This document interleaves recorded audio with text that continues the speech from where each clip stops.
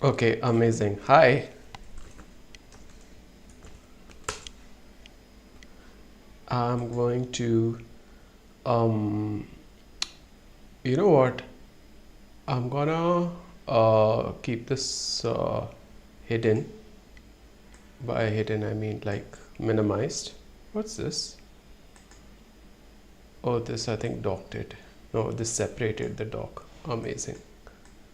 This also separated the dock. So I'm going to keep these here. I'm going to minimize this. No, I can't. So I will keep this always on top.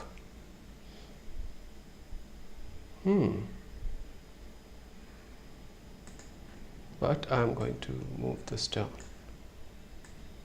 Cool. So this was a little bit anxiety inducing or worrying. I won't even say anxiety inducing, but I didn't know if I was live or not. So this helps me stay abreast of that.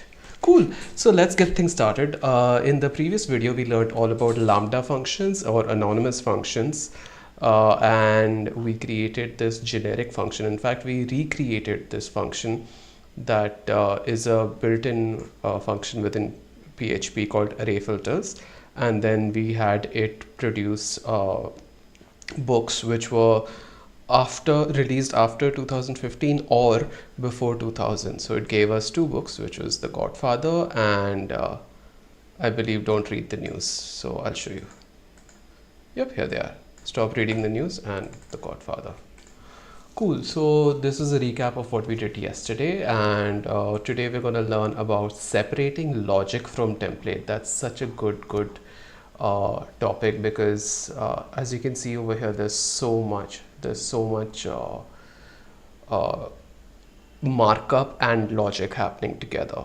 So let's see how Jeffrey approaches that. Link to this whole video, it's an 11-hour video, or the link to this will be in the description. Do check it out and subscribe to Laracasts if you haven't yet. They're amazing. Let's go. All right, so before we move on to the technical check-in in the next episode, let's take 5 minutes or so to talk about code organization and why often you might want to separate your PHP logic from the HTML itself. Let's have a look. So what we have right now is a single HTML file with all of our PHP logic nested inside it, including any data or filtering or functions or loops, as you see here. And at least to some extent, it's kind of a feature. The ability to combine PHP and HTML within a single file is really powerful. But also, as you might be able to imagine, there's also the potential that this file grows and turns into a monstrosity that's incredibly difficult to reason about. So even at this early stage, it's very important that you're always thinking about readability and code organization. So I'll tell you, what a lot of PHP developers will do is they will separate the logic itself, the PHP code that gathers the data, and they will split that from the HTML that displays the data to the user. So I'll show you what we could do here. What if we took everything here? So I'm going to select all of this PHP here, and I'm going to cut it. And as a first step, just the very first step, why don't we get it out of the body tag? Why don't we put it at the very top of the document like this? Okay, so it's a simple and subtle enough change, but notice how now we are being crystal clear that our PHP logic is entirely separate from the core HTML itself. Okay, but what about this? That's PHP. Do we have to figure out where that goes? And the answer is no. We don't have to take it that far. Okay. If we look at what this is doing, we are looping over an array and we are building up some HTML. That's exactly what this is for. But notice how it's effectively dumb. Actually, that's the word we often use in the programming community. You will often hear people say that the template or the view, and by the way, for now, just think of it as the HTML, just another word for the HTML. They will often say it should be dumb.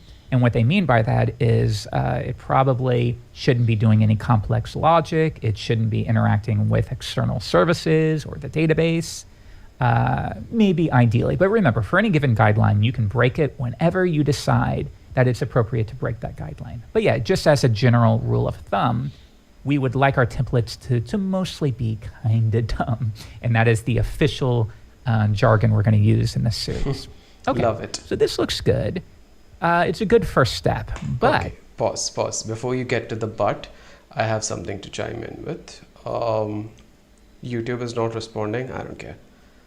I know this is going to be recorded, so there will be a replay. Hopefully you guys can watch that if there's any trouble right now.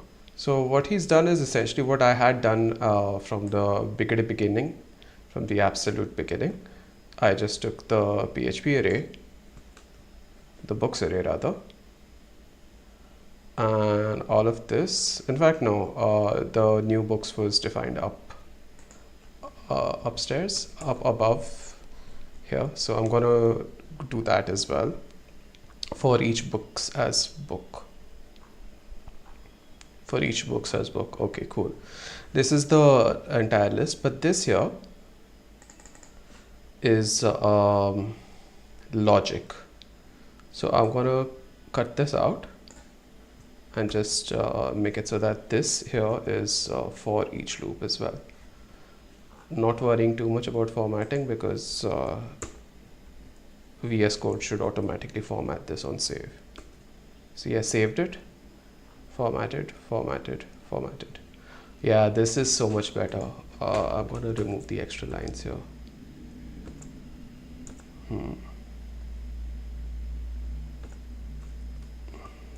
Okay, so what's happened here essentially is this is presentation. All of this is just dumb code or markup, or what he referred to as dumb. Let's see if this still works.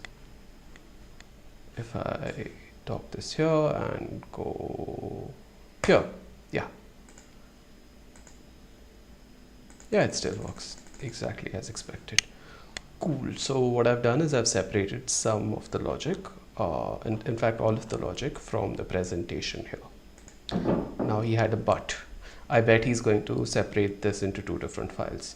Why this is important is because it makes managing projects a lot simpler. So this is a small project by comparison. It's a tiny minuscule project, but there's probably going to be a separate CSS file. There probably is going to be a JavaScript file if you have any sort of interactivity, and there probably needs to be a PHP file where this entire logic should reside. So the rationale behind separating logic from presentation is that it's easier if I come back to this project after say a week or so, then I don't have to look at this and be overwhelmed by so much information together. I can look at a separate file to learn the logic and a separate file to look at how this is being presented. Let's see how Jeffrey approaches that. As you can imagine, when your application grows, this section at the top of your doc type is also going to grow and grow and grow, and it's going to get a little messy. So the next step would be to split this logic into its own file. Called it. So with that in mind, what if we had one file for the PHP logic and then another file for, again, what we might call the view or the template or the HTML portion, what the user sees. All right, let's do this. I'm going to create a brand new file here, and we can name this anything we want, but I do want it to be clear that it is a template that is connected to index. So I might say index.template.php. We might say index.html.php. We might say index.view. I'm going to go with this view term because as you learn more and you start digging into frameworks, you will see that word often. And it's probably a good idea if we understand what it means earlier than later. All right, so I'm going to copy everything and move it over. But now I'm going to get rid of all of this PHP logic at the top. Okay. The only thing within this file is our core HTML and then whatever data we need to echo or loop over. Okay, now we can switch back to index.php, and I will do the opposite. I'm going to get rid of all the HTML there and leave only the PHP logic itself. Okay, but next notice, if I scroll to the bottom, my editor is saying, this is redundant. And this is it's an optional rule, but almost everyone follows it. If you have a file that exclusively contains PHP, you can omit the closing portion of the PHP tag. And then further, I wouldn't indent this. I would do something like this and then add a space at the top. Okay, so now we have two files. One file that declares the data. And again, this would be the file that might interact with your database. This might be the file that calls some kind of API to give me, I don't know, the top 20 books from Amazon. If I know how to make that request, I would do it within this file. Once I have compiled all of that data, I would then load the view that displays that data. Okay, so notice we have a separation there. Right. But now, okay, hang on. Let me follow along. I'm going to embiggen this. Control A, Control C, and Control V over here. So this is just the view part. So I'm going to do away with the logic here and do the opposite for the other thing. The other thing was index.php. Over here, I want to do away with the view part and the closing PHP tag as well. Side note, I just noticed that the PHP symbol sort of looks like an elephant. You see this? The less than question mark. The question mark almost is like a giant ear of the elephant, and this is sort of like the elephant's nose. I'll show you what I mean. And this is the elephant's trunk. Do you see it? Do you see it? I don't know. Just a side note. So I guess what's gonna happen next is make it somehow possible that this data is exported to index.view.php so that this can be read by index.view, because at the moment there should be a squiggly line over here because index.view doesn't know what books is yet, but it's not showing me a squiggly line. Is that a built-in PHP feature that I don't know of? It's not, because right now it's looking at index.php and it sees no view. Cool, let's find out how to connect these two together, index.php and index.view.php.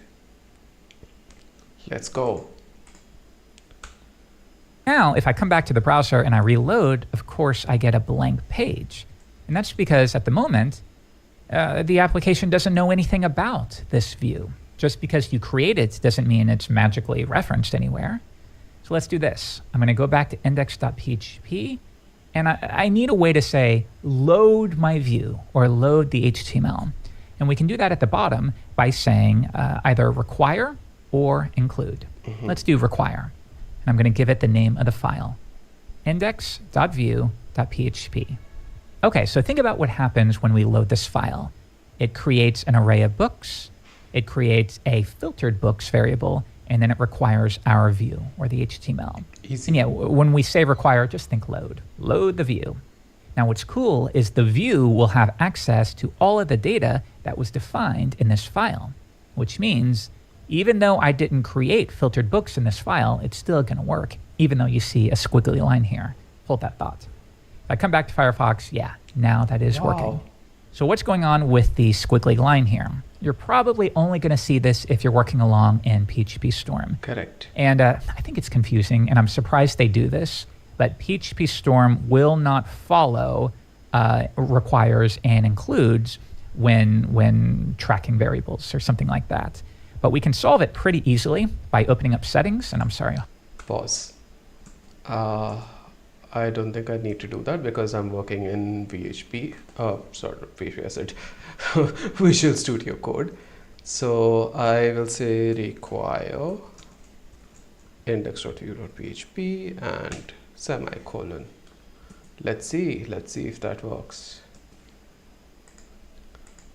Boom shakalaka, that worked. Amazing. I love this language. I'm loving this. I'm loving this. I love this. This is a honeymoon period of programming where you get such a huge dopamine rush from doing little things because it's kind of easy. It just works because the complexity is low.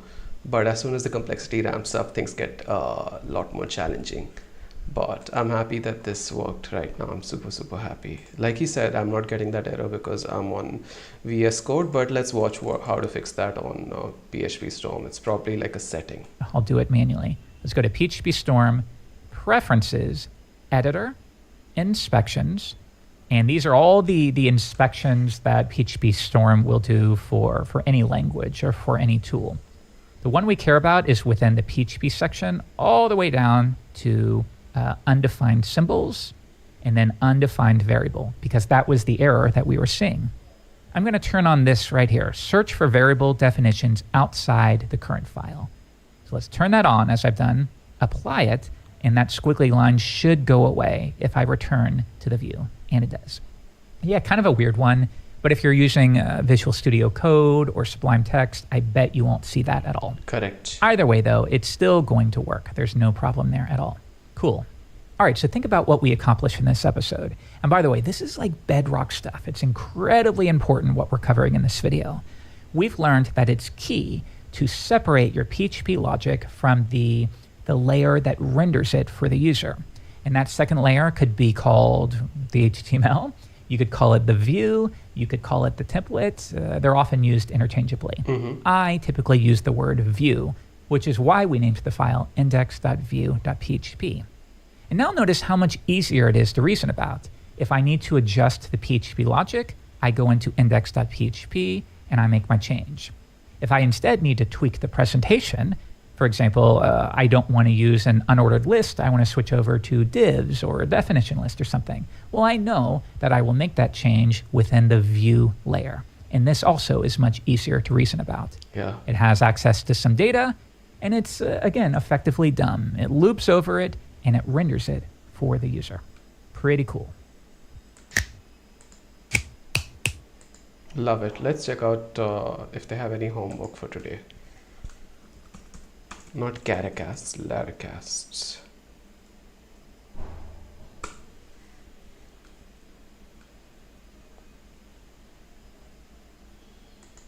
PHP for beginners.